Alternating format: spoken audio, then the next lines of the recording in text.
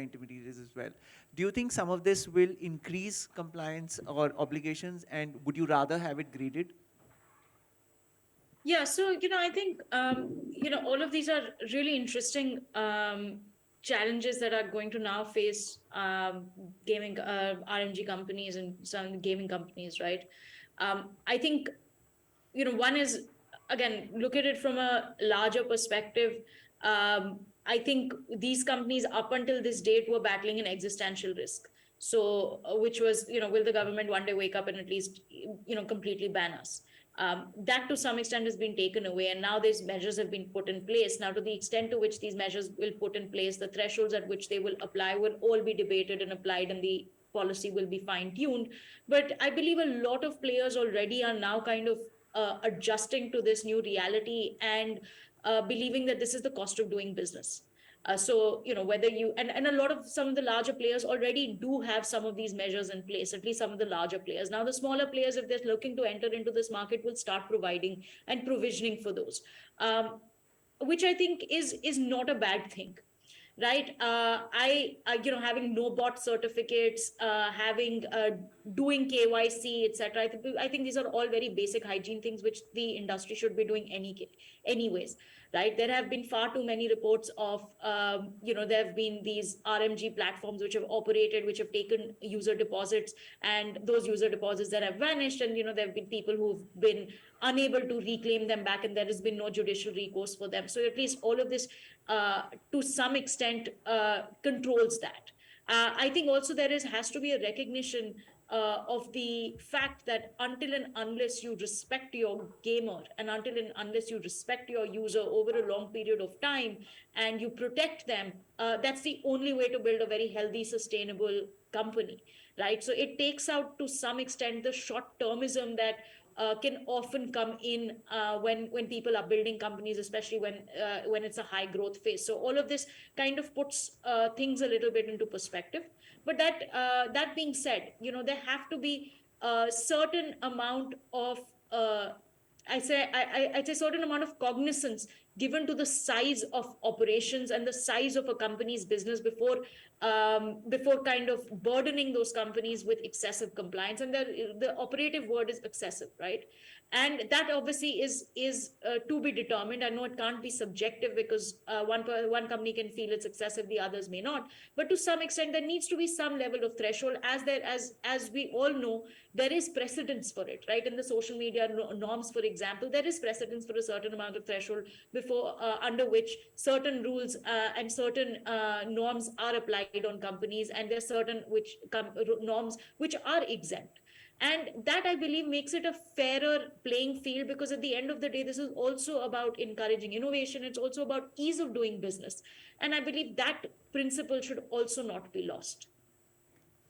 No, thank you so much for that perspective. Shahana, I'm going to come back to you with one of the last questions here. And it's interesting that Saloni mentioned social media intermediaries. Now, Rule 4A also suggests that gaming companies may also be classified as social media intermediaries. So my question to you is that what kinds of gaming platforms may be classified like that, and what are the implications for that? And is there a need for content moderation on gaming platforms? Because social media, typically one of the reasons why social media content moderation is needed, because information spreads faster to a larger number of people. You need to nip it in the bud. But gaming platforms are more closed in some way, so is there a need to treat them similarly? Okay, let me start with the comparison to social media platforms. I think the way I read 4A being set up is that it is creating obligations on OGIs that are similar to the obligations that have been created for SSMIs, right? And it says that OGIs will have to comply with all of this in addition to your standard due diligence requirements, and in addition to whatever requirements apply for SSMIs to the extent that it is applicable. So I think what we're looking at is not the treatment of OGIs as SSMIs, but rather where SSMIs may offer certain games on their platform, they would also then have to consider the additional obligations as an OGI. Now, that being said, just to take a step back, I think the mechanism that we have seen being used across data governance frameworks, right? So, be it the digital personal data bill or the cybersecurity norms, etc., is that the government has tried to create a higher threshold of obligations to the extent that you are of a certain size or that you're systemically important, etc. Uh, it has, and that's what we see with SSMIs, right? That if you are a intermediary, a simpliciter intermediary, a social media platform below that 50 lakh users, you have certain standard obligations. If you cross that threshold, you have additional obligations, right? So it's not, that's the consistency in approach that they have used, which is, yes, absolutely lacking as far as the OGI obligations are concerned. And I think, sir, to your point, there are arguments to be made on both sides, right? That yes, this is an industry that needs certain legitimacy. It is in the self-interest of a lot of the users to show that that they're compliant with these very baseline requirements, right? And of course, on the other hand, it does create a compliance challenge for the smaller participants. And there are ways in which that can be dealt with. In the cybersecurity norms, we saw a delay of application of the rules for startup companies, etc. So there are ways in which that can be dealt with. But I think overall, uh, I also agree with Saloni that this is not a bad outcome. I think it creates clarity even for the SRBs, because that is one of the considerations that the SRBs has to take note of when admitting members, right? That what is your track record of having complied with your due diligence requirements? And if you have a baseline of what those due diligence requirements are, what those obligations are, makes it easier for the SRB to admit members. Makes it easier for the industry to say and address a lot of the risks that we know are concerns with the government, that we know are concerns with player associations of harm, financial fraud, etc. So I think ultimately, coming back to what Dhruv said, I think it is in self-interest. It does create that recognition and legitimacy, and it is, of course, a lot will come down to how it plays out in the future. There are very, very likely going to be massive challenges to, orders of the SRB to register a particular game or not register a particular game. That is, of course, going to happen. Uh, but I think overall, having these additional obligations apply to OGIs is not, to my mind, it's not the worst outcome. Okay, great. Now, before I open it to the audience, any comments from anybody else? Anything else you would want to add? No? Good. Okay, great.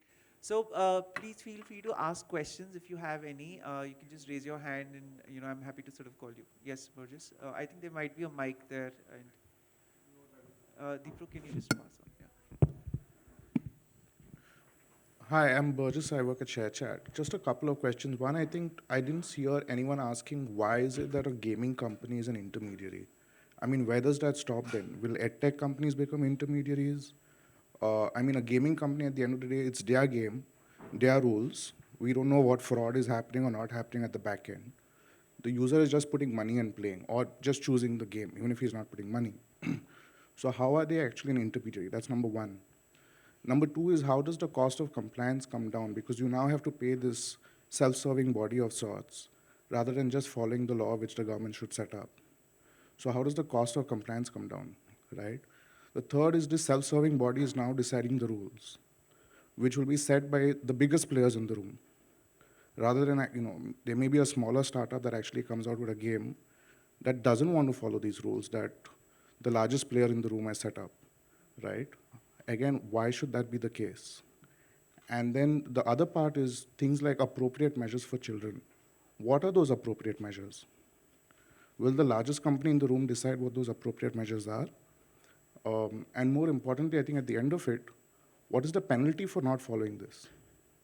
If I, as a startup, don't want to join these bodies and pay them 10, 15, 20 lakhs a month or a year or whatever else, what happens then? And even if I join this body and then I break the rules that this body that the largest startup in the space or the largest gaming company has set up, I break the rules, what then? Will the government put a financial penalty?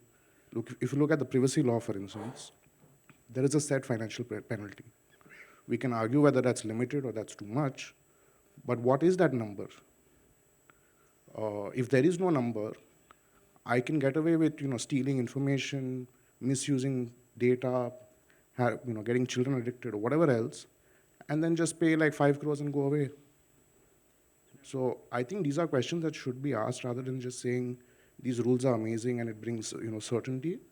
It actually brings a lot of uncertainty because the rules are actually being set by the biggest players in the room, not by startups that actually want to innovate in this area. And where does this thing about intermediaries end then? Will edtech companies become intermediaries? Will everybody be an intermediary? We should be asking whether the government is actually giving away this power to these 2, 3 bodies, which will be funded by the largest players, and everybody else has to suffer. In going with the theme of the discussion, multi-part question. So who wants to take it? And Saloni, if you want to take something, just raise your hand. He'll unmute you. Yeah. Sure. Dhruv? I'll definitely take it. So, firstly, uncertainty. I mean, whoever is active in this industry, be the small players or the large players, they know what is it like to be banned in a state and then running around. So, I think in this industry, 99%, you might find that 1% outlier. I think 99% will want this certainty for a simple reason I told you. How do you differentiate between an offshore gambling site and a skill gaming platform in this country, correct? Go to any advertisement agency, go to anyone, any influencer, they will ask you this question, correct? They need to have the differentiation. If anyone has a better idea, I think the government will lap it up. They will take it and get it, correct? If you're saying let's go to the High Court for each and every format, in last 60 years, only 3 formats or 4 formats have gotten discussion, correct, on this. Currently, there are more than 100, 200 formats, correct? If you think High Court is the best place to go, great. But I think 99.9% of the industry won't agree. As to the question of children, I think an RMG game should not be allowed to people under the age of 18, and that's very clear, and that's what Zara was saying. There should be age gating, and I think all SRBs will mandate age gating going forward, correct? So the children issue will be resolved. It's in the rules also. I don't think so there's an issue in that. So No, all I'm saying is, why should this be by SMBs? The government should be putting these rules in, right? SMB is saying it, that means I have to pay 15 lakhs or 20 lakhs or whatever to join this SMB. It's not a free body. correct. Right? So why should I have to pay this, follow the rules that are set up in this SMB, by the way, by the biggest player in the industry? This is, so for instance, and this is not about real money, this is just about gaming in general, right? It could be Blue Whale, it could be a real money game, it could be whatever else. My question is that why should I have to join a body? The question should, the clarity should be that the government puts in rules for every player, right? Rather than saying one SMB will create rules around this, another SMB will say, I don't want to be part of this. There will be multiple SMBs, so you may say you will have stricter rules. I may choose to create my own SMBs like some players have done, where I create my own SMB, my 10 companies become part of that SMB, and then we'll decide the rules. SMB is mine, I'm funding that, I'm funding the game, everything is mine, and the government says, great. And more importantly, how can you have self-regulatory bodies governing something that is criminal in some states of India? I mean, if it is actually a crime in parts of India, and in other parts of India, you're saying, guys, just govern yourselves, it's all good. I mean, that's kind of silly. Coming to the first criminal part, correct? And I think during the session it was discussed that if it is criminal in one part of India, firstly, let's understand that a court can interpret what is skill or chance in a particular way, correct? And it can be overturned, correct? A state might bring a law which the High Court says is unconstitutional. That happened in Madras, that happened in Tamil Nadu, that happened in Karnataka, correct? So that's one thing. So criminality in this case is a very sort of a definitional issue. So you stop that game, and the rules are saying that. You stop that game in that state, and in rest of the state where, because let's say for Karnataka, Rummy, poker, etc. is a game of skill, you run it because the court has said it. So that will happen. I think there is no doubt. In terms of why SMB, I think it is not going to reduce the cost of compliance. But as one gentleman has said, correct, that this industry is a sensitive industry and they need to invest in that cost, correct? Now, why do you, if you, let's say startups, correct? If let's say 20 startups who do not have that money, they think that they can do it more efficiently, there is option of more than one SMB, correct? They will set up a more efficient SMB, go to the government and say, please let us run it. If it doesn't work out, the government can de-recognize SMB also, correct? There is provision in the rules where you can be de-recognized. So I think that can be balanced depending if you can find an efficient way. just to sort of add to that, the only issue that might there be that setting up a new SMB doing that will delay your market entry, which, and unfortunately in tech, for instance, the speed is of the essence in terms of market entry. But having said that, anyone else who wants to come into the question, especially the other question that he asked is that, will edtech companies start getting regulated as intermediaries? From my understanding of it, this is a stopgap measure, as I understood, that, while the government plans a larger law, they thought that this is a framework they can pull it in. But, if anyone wants to come in. Not on the hi, not on the edtech part, but on just the one player running the SMB conversation, right? First, we came from a place where there was no regulation. It was just, it was uncertainty end to end. Now we are at a place where at least something is legitimized, something is recognized. That's a step in the right direction. And we'll take baby steps to go to a larger conversation for having a comprehensive law, which should ideally address a lot of the points that Sonali talked about. But in terms of the constitution of the SRB that the rules talk about, it does have a nominee from the government. It does have a diverse stakeholder representation in it. So there can be systems in place, checks and balances in place to ensure that it's not just one company having its five similar format players coming into the play, getting legitimized and going and offering their games. So I think to that extent, it will not be as black and white as we think it will be. Of course, I mean, it's a developing, it'll evolve as time goes, and we'll have to see in what direction it goes. But I think the rules do prescribe certain checks and balances to an extent. I can speak to the edtech issue. Edtech platforms are intermediaries. They follow the due diligence requirements today that are prescribed under the rules. They are also going to be subject to a lot of the age gating requirements under the privacy law, for example. I think the reason we are seeing this call out of a separate category and these elevated obligations is because there is a perceived risk attached to this sector and to these platforms. And those are the risks that are, there's an attempt to mitigate those risks as far as users are concerned through these amendments. But I think a fundamental question on, who is an intermediary, would edtech be an intermediary? Yes, and unfortunately the category of intermediaries is very, very large, right? And the way the law is set up is that you, to the extent, have third-party content on your platform, it is in your interest to follow those due diligence requirements so that you can avail of those safe harbors, right? So the bottom line is that today, if you look at the largest edtech platforms in India, they are all following the intermediary requirements because they do recognize that they are an intermediary and they do want to the extent possible, avail of the safe harbors whenever it is available to them. Okay, great. Anybody else? Yes, sir. Yeah, I have a question for the panel. I think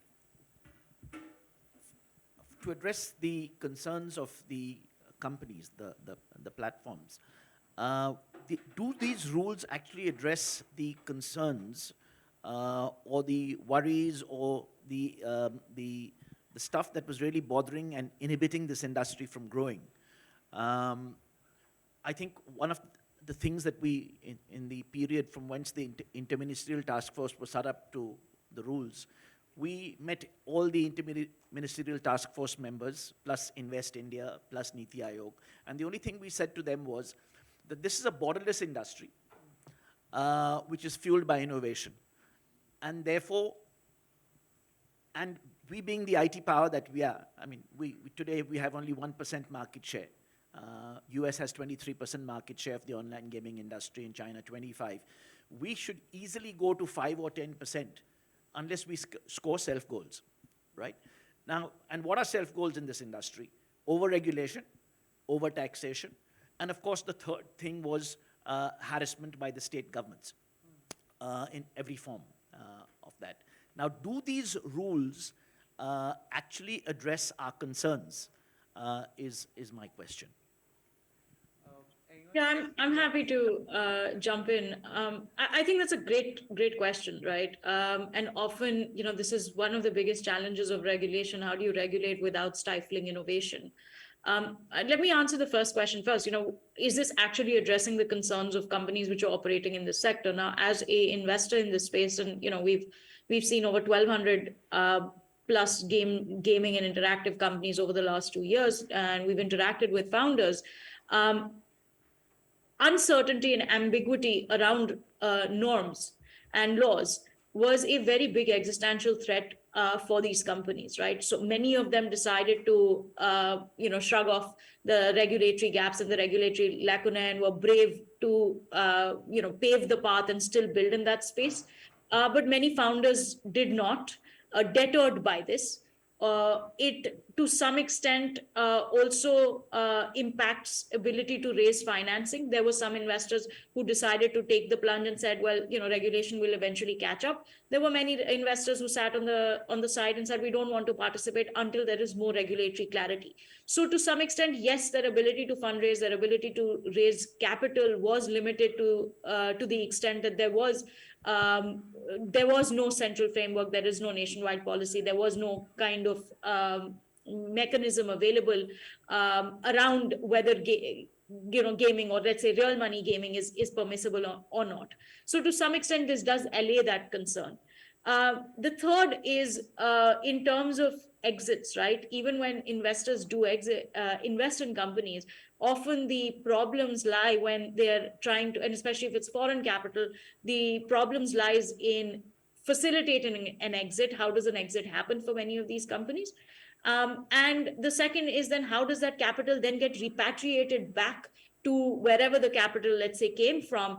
And hence having any such kind of regulatory clarity is important to facilitate that.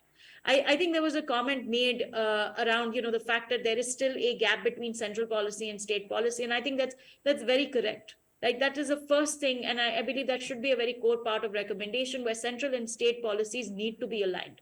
Because if, let's say, a gaming company adheres to these norms and these policies as laid by a central government, and they adhere to and they get registered and certified by these SRB, then why does the state not then permit them to operate? And I believe that's a very legitimate concern, that if the center and the MeitY is the nodal agency for regulating this, then why should the company not be allowed to operate pan India? And I believe that is definitely something that should be addressed in the recommendation. But great questions that have been raised.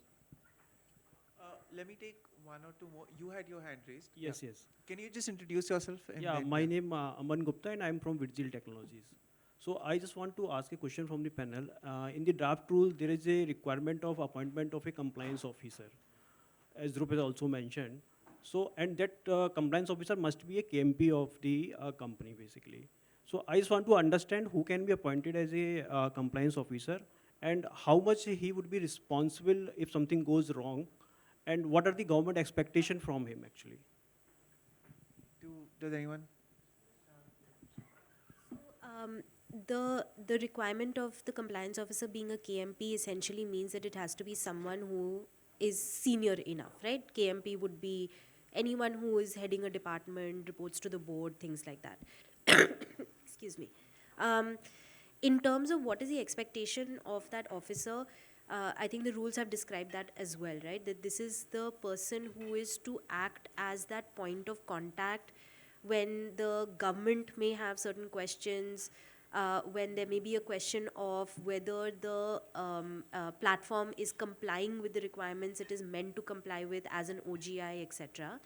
So the role of that officer is essentially to it's an extension of a compliance officer, if you may have one internally, right?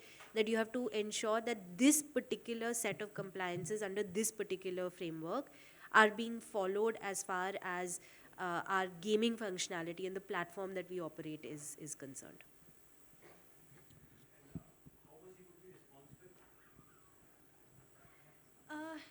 So see, there's no personal liability, right? I think depending on what is the particular non-compliance in question, that question may vary, that degree may vary. I think this is definitely going to be a person who, for example, the government is going to get in touch with in case there are notices to be issued, or in case there are questions around compliance, or in case there's a takedown notice, for example. This is very likely to be the officer who is going to have to respond to that in a near real-time sort of a manner. It's not going to create any personal liability for this officer, but it is certainly going to create larger liability for the company or for the platform if they are not seeing as complying with these requirements or not responding to a government order in time and so on and so forth? Yes. Can someone pass them a mic? Yeah. Sorry. Hi. And then I'll come to your Hi. point. So I think we've sort of come to maybe a conclusion with regard to some of the questions that were raised, that a central legislation would sort of solve a lot of the problems that have arisen. Say, for instance, I mean, there is a question of legislative competence as well, and there are ways we could get around that. Say, there's entry 21, list 1. There's entry 42, interstate commerce. I think the High Court of Madras and Karnataka have pointed out that online gaming would constitute interstate trade and commerce, and therefore the center would be competent to legislate on that. My question is twofold. One, the rules do sort of create some ambiguity with regard to a lot of the things that are not explained. Say, for instance, 6A says, well, we could declare any game to be an online game if there is harm to children, among other things. What is harm to children? We don't know. So in that context, of course, central legislation would be great. My question is, what are some of the things a central legislation would need to include? Say, what is the wish list that a central legislation could have with regard to regulation, a regulatory body? Say, a regulatory body maybe on the same lines as the real estate regulatory authority, which could have experts from the industry who understand gaming really well, and of course then licensing and KYC requirements. So what is the wish list essentially for a central legislation? So you're saying that whenever the government comes up with a proper law Right. that is beyond these rules, Right. what is it that you would like it to cover? So any of the, I mean, anyone can go. Sarah, if you have any perspective from a consumer perspective, you can let us know about that. But Rutuja? Sorry, I'm putting you on the spot. No, so when these rules do come out and it's put into action, like from a gamer side, the wish list would be that when you mention the fact that what does harm mean, what do you consider harm to a child?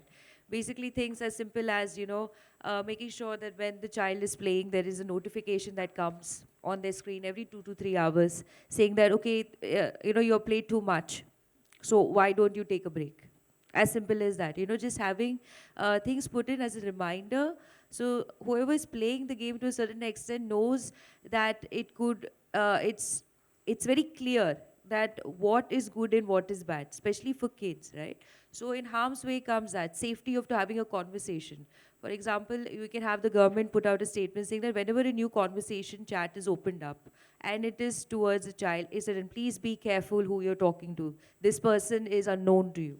So, these are certain things that the government could put, I would say my wish list, just make sure that there's constant notification and alerts created so that kids are well informed, no matter what the game is. And that wish list will also come from the gamers. We have already spoken about this in multiple meetings, and they've always asked us that what are your top 10 things that you would require so that the government can work towards making a safe environment for gamers, and that is being addressed. I think till the 17th, 18th, a lot of people are sending in their comments on even different gaming channels where we are collecting all this feedback, and then we'll state out, say, 100 different points, and they're going to be picking out what are the 10 most important that could be put in to be very clear to even the consumer that what is good, what is bad, what is harm, and what is not harm. So I think, whenever the final law comes in, some of the elements that are here will probably translate. And I think one of the wish list elements is that children, maybe there's need for specific focus on children and what are specific measures, how do you sort of do that? And, even I think pushing, and I think there's a little bit of work that we've been doing on child harm and age gating and stuff like that in the context of broader tech in TQH. I think the focus is that you need to design platforms better to reduce harm. And some of those principles should ideally feature in any new legislation that comes up. My co-founder Prajda has been working on it, so maybe you can connect with her later. But yeah. Just to add to the wish list, right? I think one, of course, like you said, whatever is a part of these draft rules definitely will be reflected in should be reflected rather in the new comprehensive law as and when it comes out. But one item should be that the compliance should be graded basis the level of harm that platform may potentially have to its users. it should be graded. It should not be a straight-jacket formula applied to all sorts of gaming platforms. For instance, now the rules prescribe KYC to be in line with how the RBI formulates its KYC platform, its KYC regulations, right? I mean, it shoehorning just that which is usually applicable to banks may not realistically be useful for the gaming platforms, especially the smaller ones. It can be based as the user harm that it's using it for, using it against.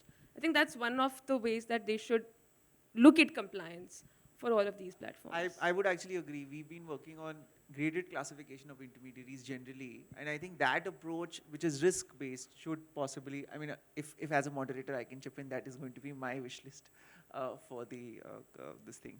Let me take, sorry, one question. She has had a hand raised for a while. Deepu, can you see if she can get a mic?